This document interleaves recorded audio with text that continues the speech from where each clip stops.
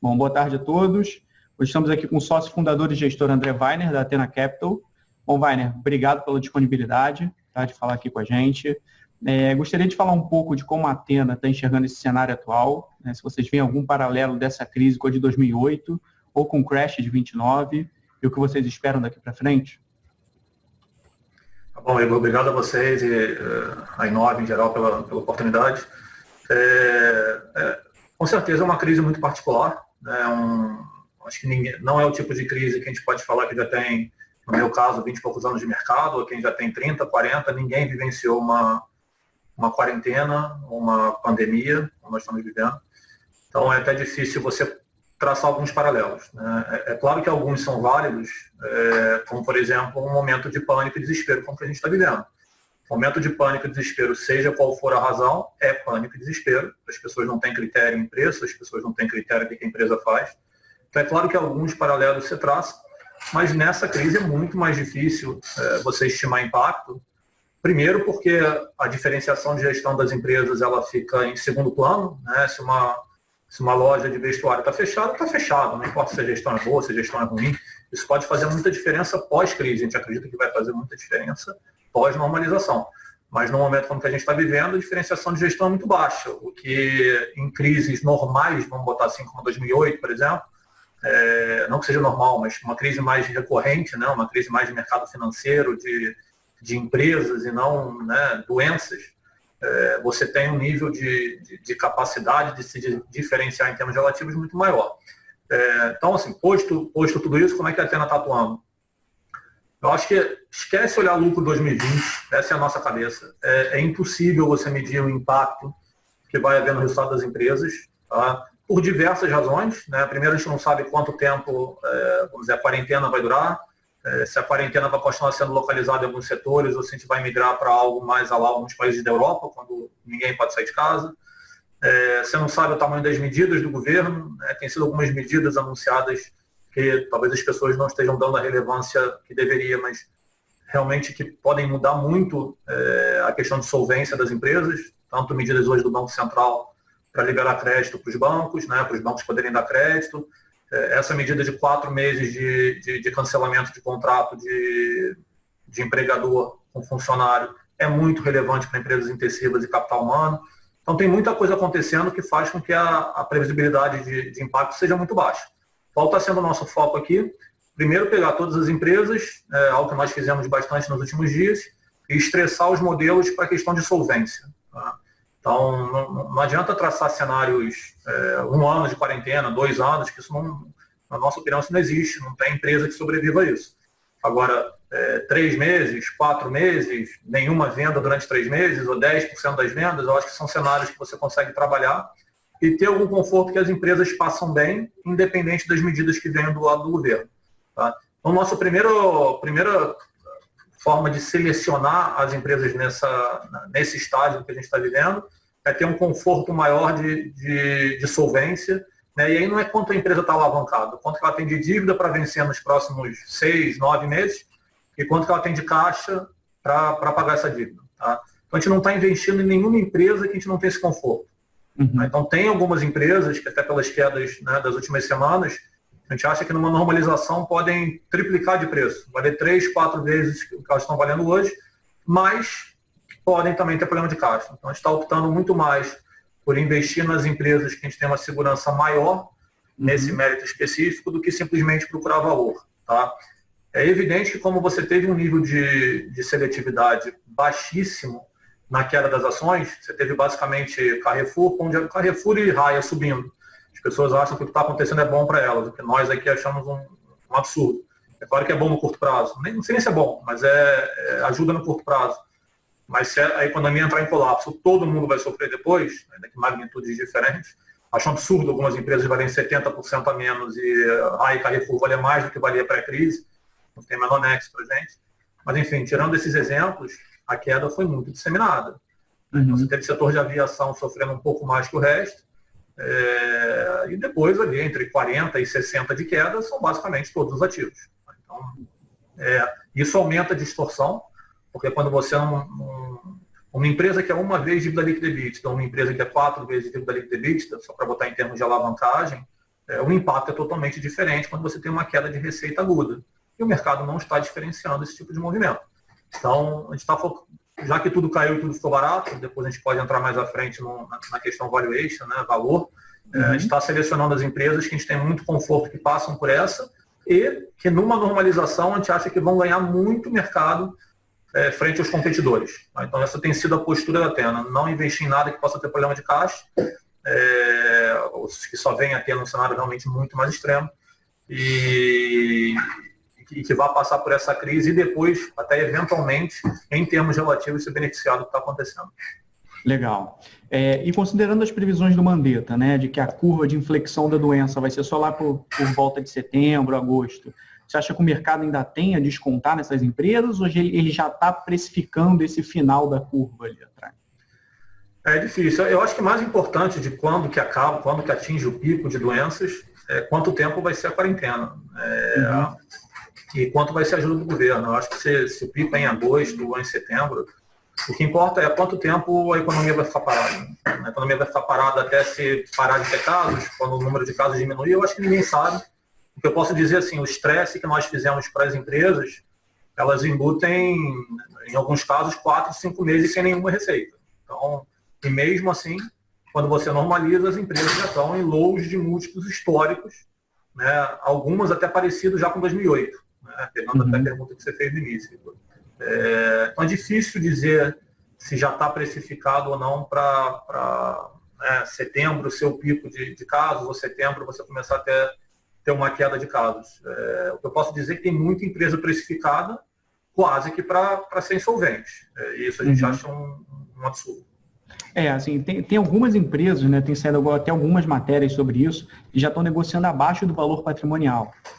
Você acha que esses são bons nomes para se investir agora ou você acha que esse cenário de deterioração pode continuar por mais algum tempo? Então, essa pergunta é muito difícil. Pode continuar? Pode continuar. Eu acho que sempre que a gente está no meio de uma crise, num momento de pânico, você só tem notícia ruim. Né? Se você tem alguma certeza que você vai acordar pelos próximos vários dias com notícias ruins pela frente. Foi assim em 2016, foi assim em 2008 e foi assim em todas as crises passadas. Você está no meio do pânico porque está vindo coisa ruim em sequência. Eu acho que o trabalho nosso como gestor e analistas é tentar medir o que está no preço. Não medir quando vai virar. Eu acho que quando vai virar é impossível saber. Então, assim, book, né, valor patrimonial, ele é uma referência para alguns cases. Para outros cases, nem tanto. Porque se você tiver problema de solvência, você vai ter que levantar capital, o seu book vai ser afetado e o seu patrimônio vai ser afetado. E esse número que você está vendo acaba não sendo tanta referência. Tá? Agora sim, tem empresas que a gente olha mais preço sobre lucro normalizado, algumas price book. Daqui a pouco você começa a ver algumas empresas negociando muito abaixo de valor de liquidação, ou seja, para você botar essa mesma empresa de pé, custa mais ou menos do que ela está negociando em mercado. Também é uma boa referência. Então, não são poucos os casos que você já começa a encontrar métricas de retorno como não se vê no mínimo 10 anos. Entendi. Bom, voltando lá atrás, né, antes dessa crise toda começar, quando a gente estava próximo dos 120 mil pontos, né, havia um consenso um consenso de otimismo no mercado, né, de que a bolsa iria lá para 130, 135, 140 mil pontos. Muitos fundos long biased, por exemplo, que por mandato são mais defensivos, estavam 100% comprados, alguns até com alavancagem na compra. Na sua visão, o que levou esse comportamento da indústria? Né? Pode ter sido só um medo do gestor não performar o benchmark, ou é realmente um otimismo que não tinha muito nexo, ou realmente havia um otimismo, ou o mercado já precificava as reformas estruturais que não aconteceram, né, ainda, como a tributária e a reforma administrativa? Agora, assim, primeiro é difícil para a gente falar um pouco pelos competidores, né, vamos botar assim, mas existe muita casa que opera muito mais momentum do que valor, né, e o momentum realmente era muito bom. Você tinha uma agenda no Brasil caminhando, aos trancos e barrancos, a lá Brasil, mas caminhando, né, vamos dizer assim, o grande risco de cauda que era o sistema previdenciário sendo, pelo menos parcialmente solucionado com a prova da Previdência. Então as coisas estavam caminhando, as empresas estavam um pouco alavancadas. Então eu acho que todo esse top-down ajudava bastante. Né? Mesmo o mundo que anteriormente vinha num receio de depressão, já vinha se recuperando em termos de crescimento. Então, eu acho que quem é mais preocupado com o cenário top-down e menos com a simetria tinha, de fato, várias razões para estar mais comprado. Como é que a gente via a pré-coronavírus? A gente via assim, valor em vários ativos, só que o que a gente vinha comentando é que o mercado de ações no Brasil ele não era mais um mercado de desconto. Ou seja, quando você olhava os múltiplos das empresas, tinha embutido uma recuperação bastante razoável dos resultados. Então, assim, para justificar os preços em mercado e valorizações adicionais das ações, os resultados tinham que melhorar bastante. Você não haveria mais uma reprecificação de múltiplo, haveria um carrego muito bom, porque o lucro estaria crescendo de forma bastante considerável. Eu acho que essa melhora de lucro ela viria, né? Agora esquece 2020, essa melhora de lucro ela viria e os ativos continuariam a se valorizar. Essa era a nossa visão. Tá? Agora a gente está no mercado de desconto de novo, né? Um mercado de extremo desconto, como eu comentei, é difícil ainda você conseguir medir o que o efeito colateral dessa crise vai trazer para 2021, mesmo pós-coronavírus solucionado, né? Ou seja, o aumento do desemprego, a alavancagem das empresas subindo, o que isso vai afetar o crescimento de diversos setores. Então, muito provavelmente, quase todas as empresas vão ter, de alguma forma, resultado revisado para baixo. Mas mesmo colocando isso no preço, muitas empresas já estão no low de múltiplo, como eu comentei, de uma década, né? ou próximo a isso. Então, o nosso maior questionamento aqui não é valor. O valor para a gente é muito fácil de encontrar, fácil no bom sentido, né? Você pode estressar os modelos, você pode trabalhar com premissas conservadoras, que ainda assim as empresas valem significativamente mais do que elas estão hoje em mercado. A questão é que o cenário tem que normalizar, porque a gente está vivendo um momento agora que ninguém olha número, ninguém olha resultado, ninguém olha mais do que um mês à frente. Eu acho que quando isso normalizar, isso vai acabar vindo à tona. Entendi. Agora falando um pouquinho da Athena, né, tanto dos fundos convencionais quanto da Previdência, como é que o fundo está fazendo para se defender desse cenário, ou se está só fazendo um stop pick eficiente, já acha que é interessante para fazer essa defesa, se está aumentando caixa, e como está se preparando para uma retomada na atividade? Tá. Não sei se o termo seria se defender, mas o que nós estamos fazendo? O nosso primeiro movimento foi sair de tudo que nós tínhamos menos convicção. Então, claro que obviamente nós gostávamos dos ativos, tanto que nós tínhamos em carteira, mas, nossa, com tanta oportunidade aparecendo, né, eu acho que é difícil você encontrar hoje no mercado ativo que não esteja barato, ou muito barato. Vamos focar naquilo que a gente tem mais entrada, que nós entendemos mais. Esse foi o primeiro movimento. Tá? Então, nós temos de algumas posições menores, que nós estávamos um pouco mais incomodados com a tocada de resultado ou com algumas decisões estratégicas. O segundo movimento foi esse, de focar em solvência. Tá? Então, ainda que você não consiga se proteger, não solvência das empresas que nós investimos, tá? Só para deixar claro.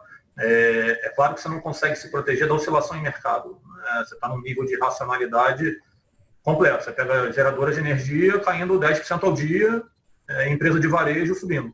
Qual é o nexo disso? Né? Então, eu acho que não dá para explicar o que está acontecendo no mercado. Dá, mas assim, não tem racional por trás. Então, a gente não tem como se proteger das oscilações do mercado. O que a gente tem como se proteger é da qualidade ter certeza que a qualidade e segurança dos ativos que nós investimos é muito alta. Então, o foco tem sido nisso. Né? Você olhar a proteção agora é um negócio muito caro, né? Porque a volatilidade subiu muito. E não, a nossa ideia não é ficar aumentando caixa nesse momento. A Athena ela sempre foi uma casa de procurar assimetrias e não ciclos econômicos. Né? Então, não é... Nossa, até em cima da pergunta que você fez anteriormente, nossa, tá tudo bom, vamos ficar 100% comprado, independente do valor. Nossa, agora piorou, não importa se o valor retorno de 200%, só um exemplo. Vamos ficar com mais caixa porque o mercado está ruim. A gente não é a forma que nós enxergamos gestão. A gente sabe que tem que encontrar um balanceamento de carteira que nos permita transitar por esse momento de uma forma minimamente eficaz, isso é importante, mas nós temos que entender também que em momento de pânico, assim, as correlações históricas, a seletividade, tudo isso tem um peso muito pouco relevante. Então é tentar aproveitar tanto empresas que nós temos muita segurança. Tá? Essa tem sido a postura da Athena, sabendo que a curto prazo qualquer coisa é difícil de prever. Entendi. O fundo, o Athena Total Return, né, 2 especificamente, ele tem ali um pouco mais de 50% em small mid caps, né? se me corrija se eu estiver errado. Ele tem um pouco mais em empresas small mid-cap, um pouco mais de 50%. É com o mercado todo caindo, né? Tudo ficando mais barato. É uma oportunidade de você entrar em empresas maiores, né? Mais seguras? Ou você acha que ali, nessa proporção, já está legal para a gente voltar para o patamar adiante? Primeiro assim, boa pergunta. Eu acho que o primeiro ponto tem muito pouco de small cap e muito mais de mid cap. Tá? Eu acho que esse é o primeiro ponto importante. Segundo, eu não acho que o tamanho da empresa, nesse tipo de pânico que nós estamos vivendo, de crise que nós estamos vivendo, não é o tamanho da empresa que dá segurança. Né? Você tem empresas de médio porte com caixa líquido e você tem várias large caps que estão extremamente alavancadas. Então, eu não acho que nesse caso específico, como eu não acho que é uma crise de liquidez, né, no sistema financeiro, não acho que isso vai dizer mais ou menos risco. Agora sim, nós estamos olhando, assim, a questão relativa, ela ganhou muita relevância. Tá? Ela ganhou realmente uma relevância muito maior do que normalmente tem. Normalmente é mais fácil você selecionar 15, 20 investimentos, que é normalmente a faixa de número de ativos que nós trabalhamos no fundo. Hoje, com 50 opções para investir, o relativo ganha muito peso. Tanto que nós saímos de vários ativos, entre eles algumas mid-caps e small caps, que tínhamos posição para entrar em large caps, Renner, Localiza, são dois exemplos, Alpargatas, que já é uma mid-cap bastante sólida, vamos dizer assim, em termos de tamanho de mercado. Sim, isso está sempre na pauta, mas não pelo fato de large cap ser mais seguro que mid-cap, e sim porque o relativo ganha muita relevância. Legal. Acho que por fim a gente tem aquela pergunta de $1 milhão, né? Passando essa crise, quanto tempo você acha que levaria para voltar o mercado ao patamar que estava antes? Infelizmente eu não tenho resposta. Essa é difícil. Primeiro porque assim, o patamar da Bolsa para a gente nunca foi uma referência. Né? Você tem, só para lembrar ainda que o Bovespa ele tenha se desconcentrado, assim, tem aumentado, se diluído em termos de peso dos ativos, né? Ele era muito mais concentrado há uns 10 anos atrás. O nível de concentração ainda é muito alto. Né? Se pegar setor financeiro mais commodity, você está falando quase 50% do índice. Então, para onde vai o Bovespa ainda vai depender de vários fatores que não tem pouco a ver com o coronavírus, na minha opinião. Eu acho que quando a gente olha as empresas especificamente, é sempre muito difícil essa previsão, tá? Mas eu acredito que as empresas que sofreram de forma mais injusta, ou seja, são empresas caixa líquido, são empresas que vão ser muito menos afetadas pela crise que se imaginava, elas vão voltar muito rápido. Outras empresas que você tem um impacto mais colateral, estrutural, vamos dizer assim, podem demorar mais. Né? Então, não sei, quanto tempo vai demorar para as pessoas se sentirem confortáveis para viajar ainda? Um exemplo. Tá? Então, mesmo pós-coronavírus. Então, eu acho que tem casos e casos, e isso vai acabar havendo essa distinção de forma mais clara na normalização. E quanto tempo vai demorar também, né, Igor? Eu acho que para o que está precificado em mercado hoje, se em um mês a economia brasileira volta ao normal, eu digo, acabou a quarentena, as coisas abriram em um mês, minha opinião pessoal, esse mercado reage muito rápido, porque o impacto real na economia vai ser muito menor do que todos estão ventilando. Se não, você vai ficar 3 meses em quarentena, o problema é maior. Eu até tenho uma opinião particular de que se em algumas semanas, não sei se são 5 semanas, 6 semanas, não se resolver o número de contágio no Brasil não começar a diminuir ou não parar de acelerar muito, vai até se rever a estratégia de se deixar o país em quarentena, porque é basicamente o que nós estamos vivendo. Né? Desculpa te cortar, eu ia emendar já até numa outra pergunta, porque o Trump acabou de twittar que ao final dos 15 dias eles vão rever a estratégia de lockdown, né? Provavelmente vai ser isolar os grupos de risco e a economia fluir normalmente, né? Acho que a partir daí a gente teria uma aceleração do processo de recuperação. Pois esse é um tema que tem sido bem discutido desde ontem à noite, ou seja, se isolar as pessoas de maior risco, né, a morte, né, com o coronavírus, e deixar as pessoas que podem ser contaminadas, mas têm um risco muito baixo, voltar dentro do possível à vida normal. Eu acho que é algo que vai ser discutido se a quarentena não resolver.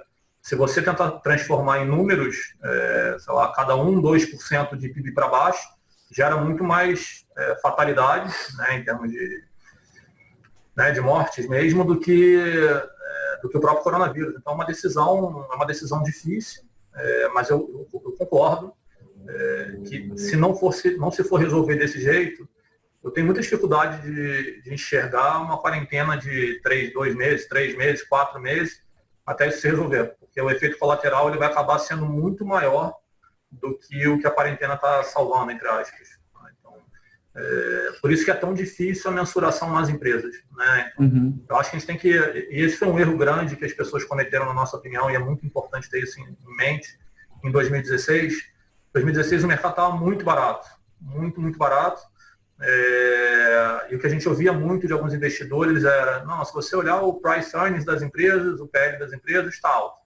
É claro que está alto. Você não tem earnings, não tem price earnings, né? Então, eu acho que a gente vai vivenciar hoje, em 2020, algo parecido, que o lucro vai estar totalmente fora de lugar e quem se apegar a medidas de curto prazo para enxergar valor vai perder uma grande oportunidade. Não, perfeito. Essa crise que restringe tanto a oferta quanto a demanda, né? Impede, como você mesmo disse, a projeção de lucro das empresas. Como a gente faz para encontrar bons nomes e manter certeza, né? Ter a convicção de mantê-las na carteira? Eu acho que assim, focando no que você entende melhor, focando no que você tem mais entrada e, muito importante nesse momento, focando no que tem balanço, né? Você tem que ter um balanço forte.